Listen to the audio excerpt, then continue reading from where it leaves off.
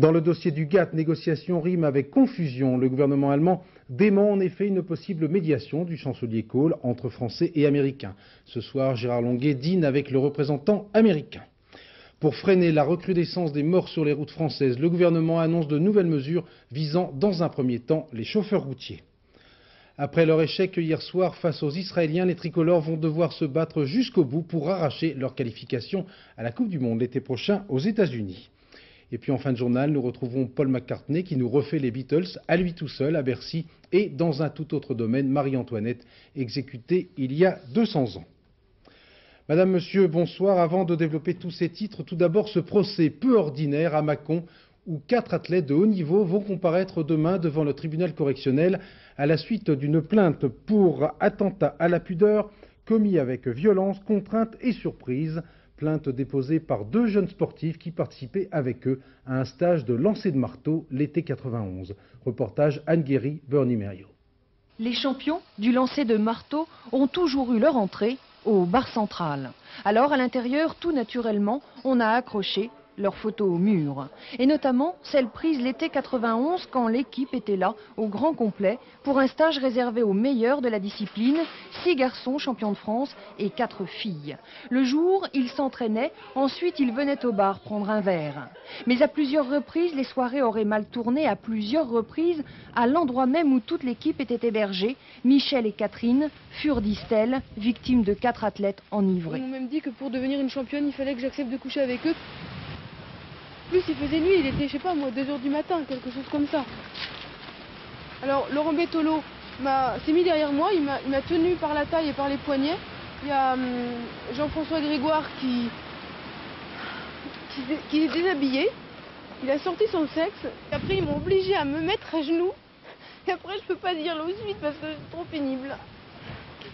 Et Catherine affirme aussi que tout au long du stage, elle aurait tenté d'alerter l'entraîneur de l'équipe de France, mais en vain.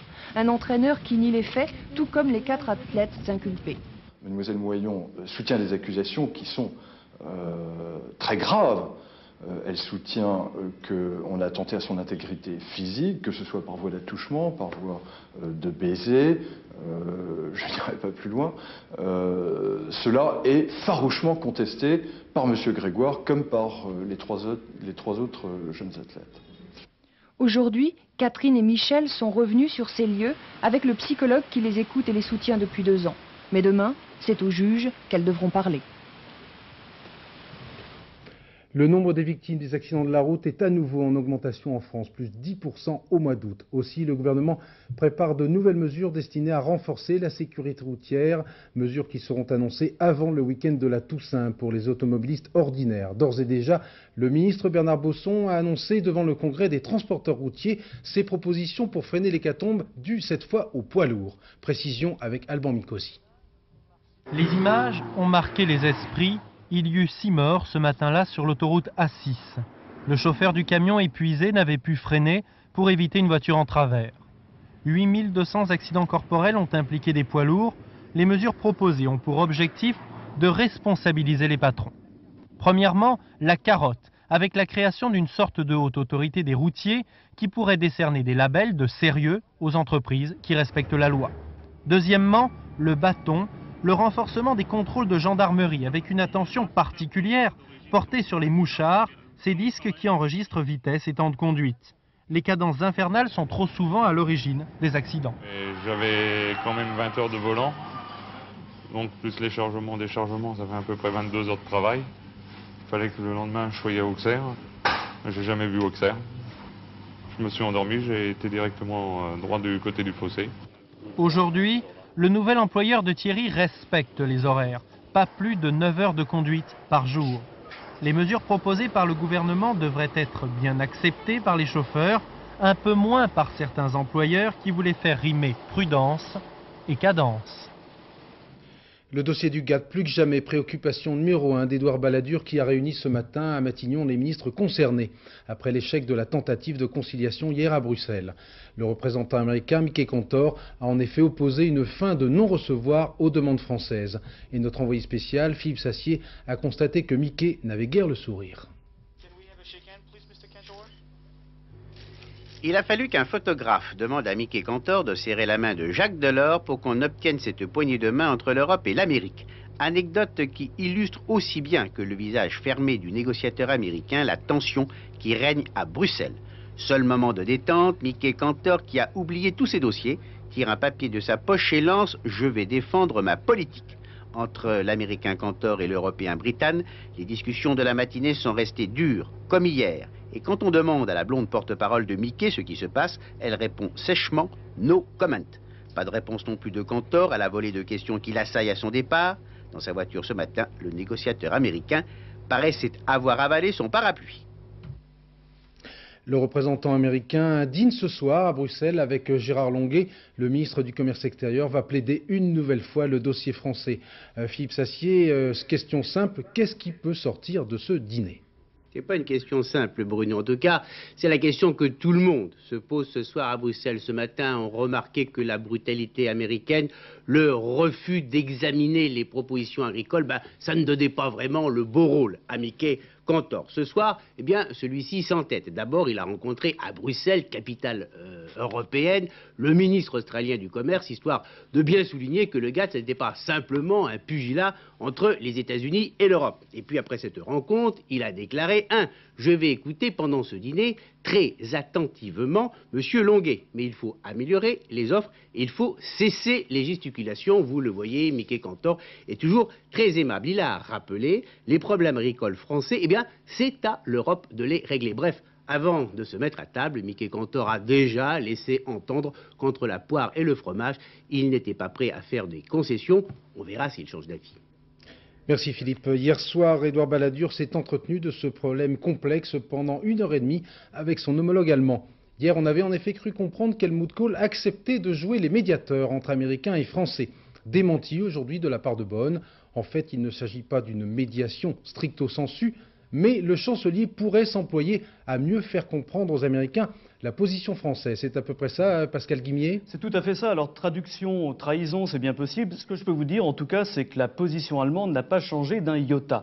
Premier point, la RFA veut toujours une conclusion rapide des accords. Elle veut éviter toute renégociation. Deuxième point, mais ce n'est pas complètement nouveau, le chancelier Kohl se dit prêt à favoriser le dialogue entre les deux parties, se dit prêt à se rendre utile, mais le mot de médiateur, vous l'avez dit, n'a pas été employé. Le gouvernement a même démenti officiellement qu'il ait été prononcé hier à Paris. Ce qu'il faut bien comprendre, c'est qu'Helmut Kohl n'est pas dans une situation très facile. Il est écartelé entre l'amitié franco-allemande d'un côté et les intérêts de son industrie exportatrice de l'autre. 6 millions d'emplois sont en jeu en Allemagne. C'est pourquoi les milieux industriels exercent une telle pression politique, pression psychologique sur le gouvernement pour empêcher toute tentation protectionniste. Alors le chancelier donne un peu l'impression de louvoyer en essayant de rassurer d'un côté les intérêts français, de l'autre côté sans mécontenter les intérêts allemands. Ce n'est pas facile, nous sommes en période de pré-campagne électorale, les élections auront lieu dans 1 an et Kohl n'est vraiment pas le mieux placé actuellement pour les remporter. Merci Pascal Guimier qui était en direct de Berlin. Dès lundi, Édouard Balladur recevra à Matignon les représentants de tous les partis politiques et les dirigeants syndicaux, ouvriers agricoles, les représentants patronaux, mais aussi des représentants du monde de la culture et de la communication, pour évoquer ce lourd dossier. Roland Dumas, dès aujourd'hui, estime, je le cite, que le gouvernement tourne en rond face à la détermination américaine. Laurent Fabius parle, lui, de palinodie et d'anesthésie. Laurent Fabius qui rappelle qu'il y a encore quelques semaines, le Premier ministre évoquait un possible veto de la France. Autre grave souci pour le gouvernement, le franc a frôlé aujourd'hui son plus bas niveau historique face au Deutschmark à 3 francs 54,25. Action spectaculaire des salariés d'Air France qui ont pris en quelque sorte en otage dans leur hangar les 3 Concorde de la compagnie, dont l'appareil qui doit en principe emmener demain François Mitterrand à l'île Maurice et au Yémen. Cette image avait traumatisé l'Amérique, celle du pilote d'hélicoptère fait prisonnier en Somalie par des partisans du général Aidid. Ce pilote américain a été libéré aujourd'hui, ainsi qu'un autre prisonnier, un soldat nigérian. Le pilote américain, transporté, vous voyez, sur une civière, semblait souffrir du dos ainsi que de blessures aux jambes et aux bras. Washington, d'autre part, a décidé de l'envoi à Mogadiscio de 1300 hommes supplémentaires qui protégeront les 1700 militaires américains déjà sur place. À Taba, une petite ville égyptienne sur la mer Rouge, négociateurs israéliens et palestiniens poursuivent leurs travaux afin de traduire concrètement dans les faits l'accord signé solennellement à Washington il y a un mois. Dossier prioritaire, celui de la libération des prisonniers palestiniens dans les territoires occupés. Ils sont près de 12 000. Reportage Isabelle Bechler. Les chefs de délégation de Taba ne voulaient pas être en reste de décontraction. Petite promenade sous les palmiers, des bords de la mer Rouge. Le général israélien et l'homme d'affaires palestinien, couvés par un patrouilleur égyptien, ont tenté de faire connaissance. Ce sont eux qui doivent rendre possible le retrait des troupes israéliennes de Gaza et Jéricho, mais eux aussi qui doivent définir jusqu'à la superficie même de la zone dite Jéricho, au mètre carré près. C'est sur leurs épaules que repose la transition et le transfert de l'autorité administrative de l'occupant israélien à la future administration de Yasser Arafat. Face à face, mais en civil, surtout des militaires. Ils se connaissent bien, trop bien peut-être, mais s'estiment et se respectent. Simplement, les rigueurs de la négociation n'autorisent pas aux militaires les sourires des politiques. Nous sommes venus faire affaire, ça a commencé d'ailleurs. Nous sommes venus nous faire des amis et j'espère qu'il est visible que ceci est en bonne voie.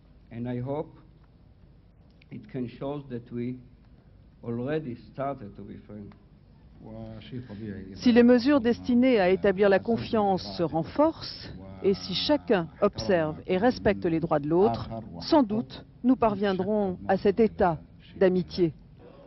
Concrètement, le général palestinien espère obtenir la libération très vite du plus grand nombre possible des 12 000 Palestiniens détenus dans les geôles israéliennes. C'est donc dans cet hôtel de luxe de la frontière égypto-israélienne que les choses sérieuses commenceront mercredi prochain. Le tout est de savoir à quel rythme, puisqu'il aura fallu toute une journée et demie aux deux délégations pour n'en arriver qu'à un agenda secret. En Italie, nouvelle opération anti-mafia, 83 personnes arrêtées et surtout la confirmation de l'implantation de plus en plus forte de la mafia calabraise dans le nord de l'Italie. Commentaire de notre correspondant à Rome, Gérard Beaufils.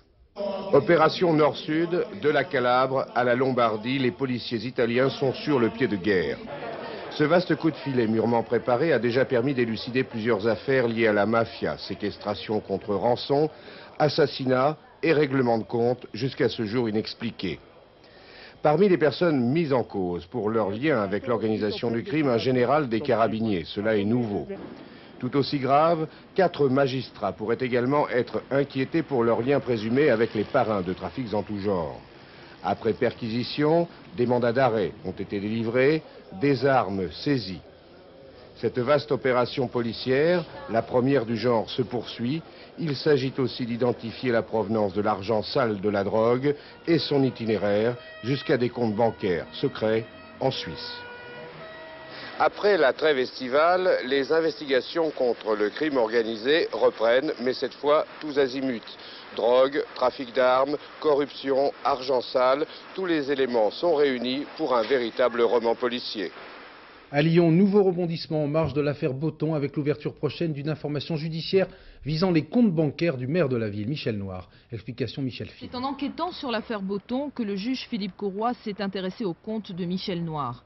Les policiers ont découvert à la banque San Paolo un compte ouvert au nom d'une association, J'habite Lyon. Il s'agit en fait du journal électoral créé par Michel Noir pour les municipales de 89. Les chèques encaissés sur ce compte correspondent au règlement des encarts publicitaires publiés dans le journal. En 89, Colonne Maurice a ainsi versé 300 000 francs, la Lyonnaise des Eaux et ses filiales près de 800 000. De février 87 à mai 89, 6,5 millions de francs ont transité sur le compte. Si les montants paraissent exorbitants, la méthode est courante, c'est du financement électoral. Aujourd'hui, les faits sont prescrits et amnistiés. Cet argent a-t-il servi exclusivement à payer la campagne du maire de Lyon? Le juge voudrait en avoir le cœur net. D'autant que Michel Noir possède en fait de nombreux comptes bancaires. Celui qu'il a ouvert à la Lyonnaise de Banque au nom du comité pour le rassemblement intrigue beaucoup les enquêteurs. En 1992, ce compte est débiteur d'1 million de francs. Pour combler la moitié du découvert, Michel Noir verse 500 000 francs en espèces. Compte tenu de la personnalité des débiteurs, expliquera au magistrat le directeur de banque, je n'ai pas jugé utile de prévenir Tracfin, l'organisme de surveillance du blanchiment d'argent. L'enquête que vient d'ouvrir le parquet de Lyon devrait donner à Michel Noir l'occasion de fournir des explications sur l'origine de ces 500 000 francs.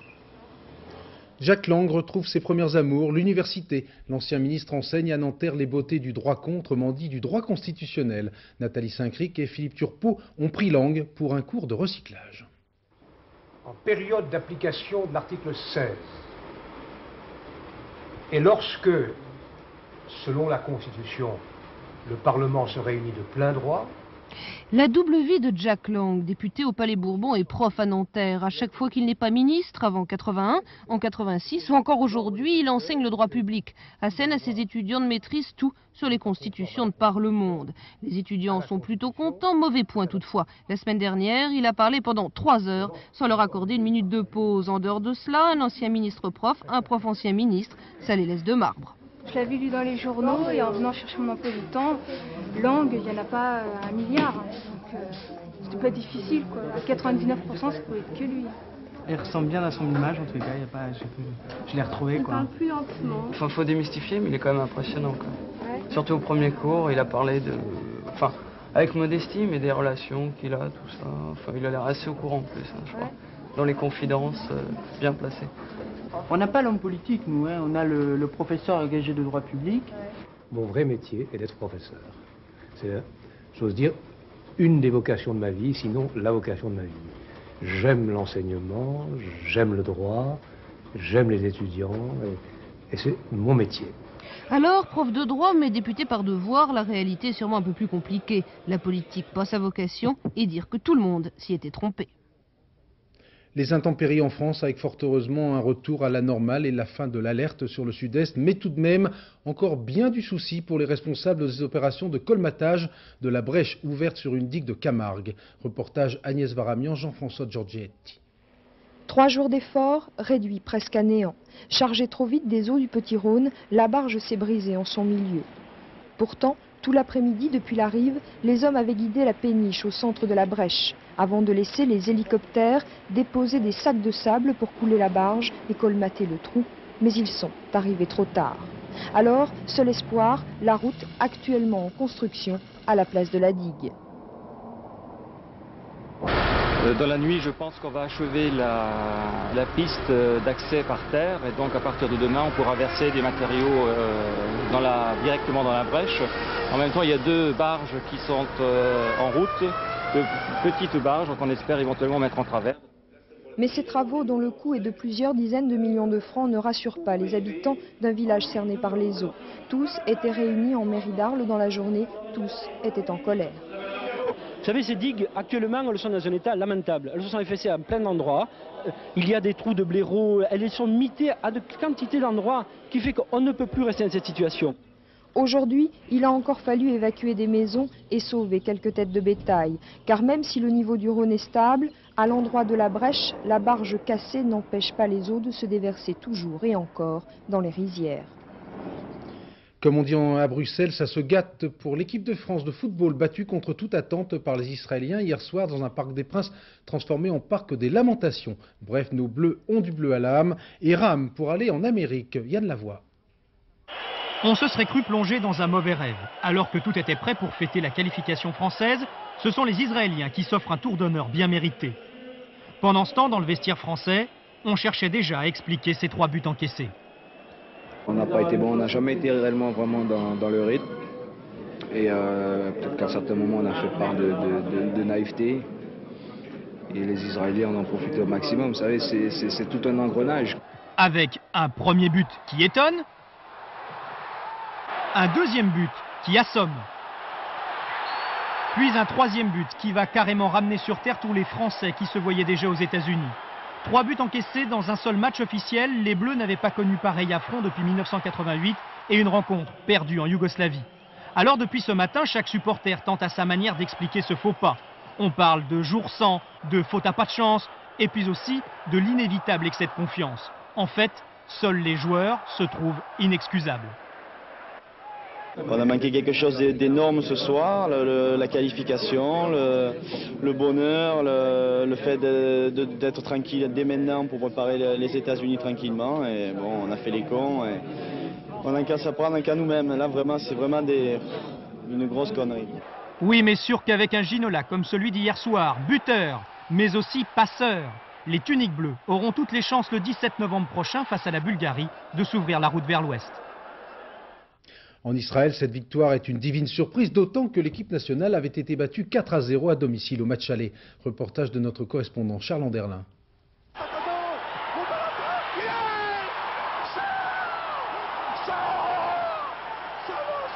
Le journaliste de la télévision israélienne a failli en perdre la voix avant de saluer ce que l'on appelle en Israël la plus formidable victoire sportive depuis la création de l'État.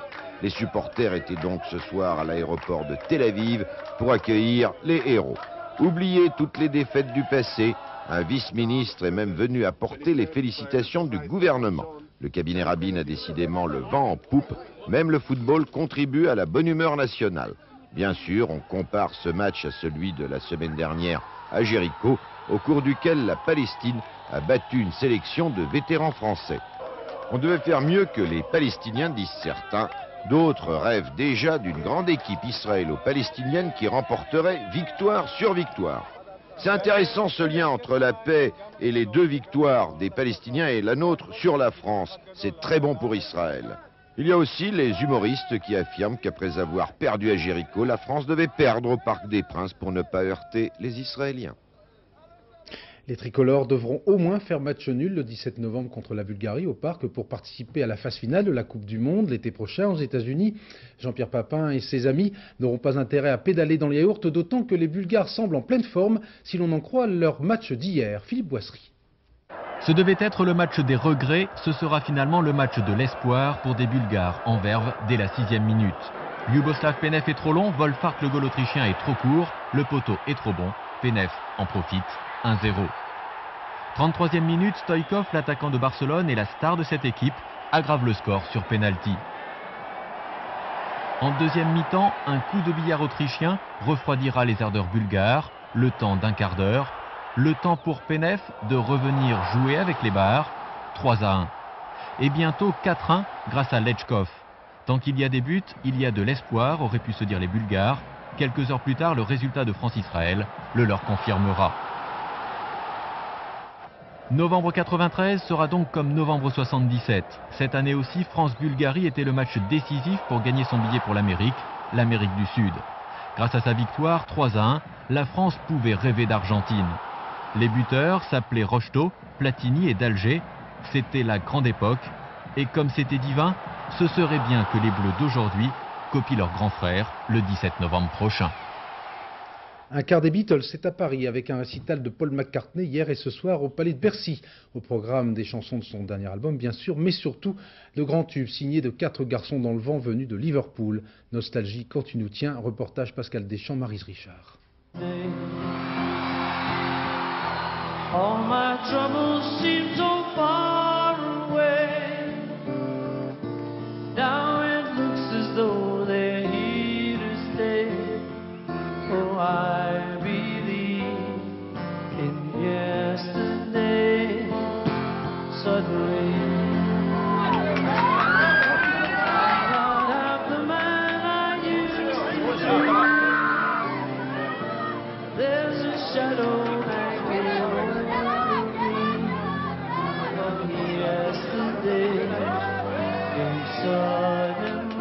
On n'a pas fait mieux.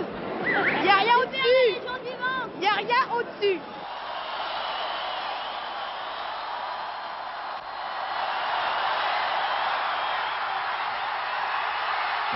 Baby, you can drive my car. Yes, I'm gonna be a star. Baby, you can drive my car. And baby, I love you.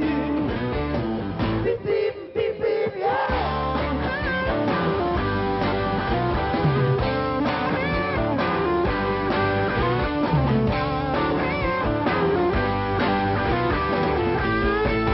Ça m'a rappelé ma jeunesse. Ce qu'il y a de marrant, c'est de voir les jeunes de quand j'avais 20 ans qui chantent maintenant.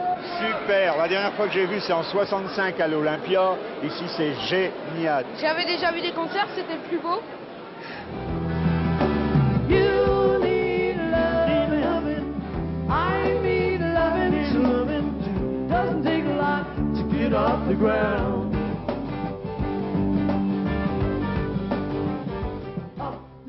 Le dicton du jour, à la Saint-Just, je perds la tête, d'autant qu'approche la commémoration de l'exécution de Marie-Antoinette le 16 octobre 1793 à midi. Il y a donc juste 2 siècles. La veuve Capet ou le destin hors du commun qui a basculé en 23 ans d'une jeunesse de conte de fées à la guillotine. avec Gérard Dalmas, rappel de cette période historique avec des documents et des objets rares, voire inédits. Déjà dans un autre monde, la reine de France perd ce soulier en montant à la bravade le sanglant marchepied du bourreau Samson. Trop aimé, trop haï. 1774, la France est amoureuse de sa rayonnante souveraine de 18 ans, le roi aussi. Hélas, Marie-Antoinette est une frivole, hautaine, dépensière. Elle s'étourdit de plaisir alors que les famines se multiplient.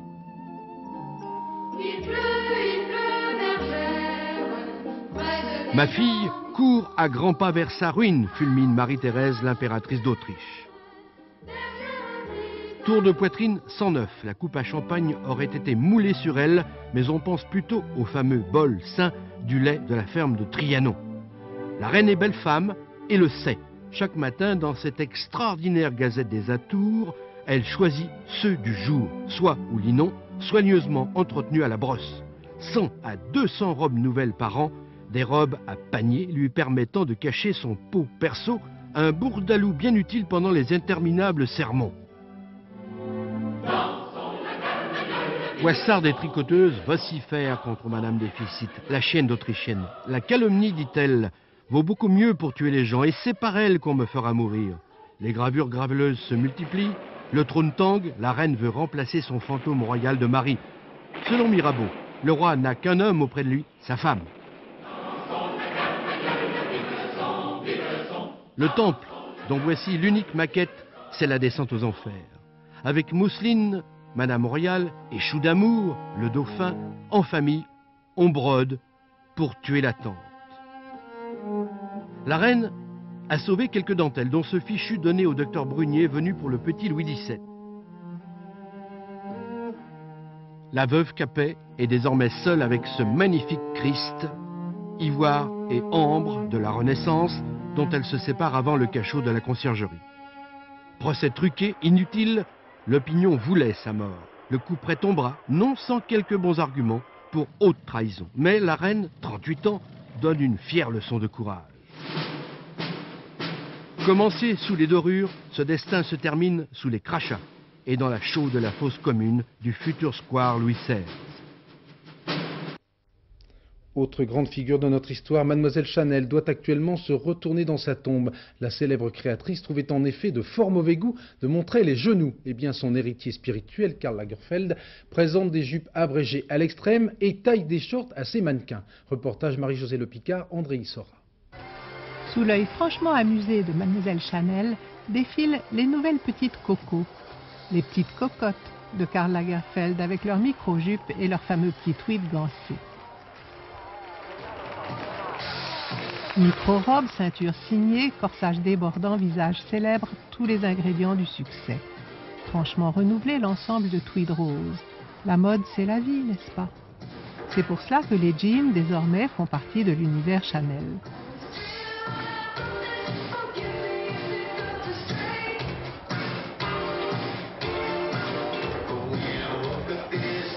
Tweed effrangé, ceinture posée par-dessus la jupe, soutien-gorge, cardigan, châle en total look, c'est signé Chanel, impossible de s'y tromper. Mais si c'est la dèche dorée, achetez un flacon de numéro 5 et ne laissez rien perdre. Portez en ceinture, le bolduc signera n'importe quoi. C'est une collection d'été, de vacances, voici Chanel sur plage. Décidément, le tweed est mis. Dans leurs collines et leurs landiers, les tisserands d'Écosse et d'Irlande ont de quoi se réjouir.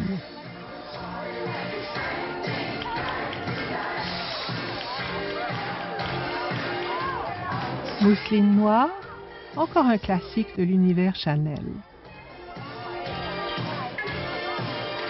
Et un arc-en-ciel de mousseline et de crêpe de Chine pour un bel été prochain. Petite devinette culturelle, qu'est-ce qu'un varan de Komodo? Ouvrez grand vos yeux, vous allez assister à sa naissance au zoo de Washington.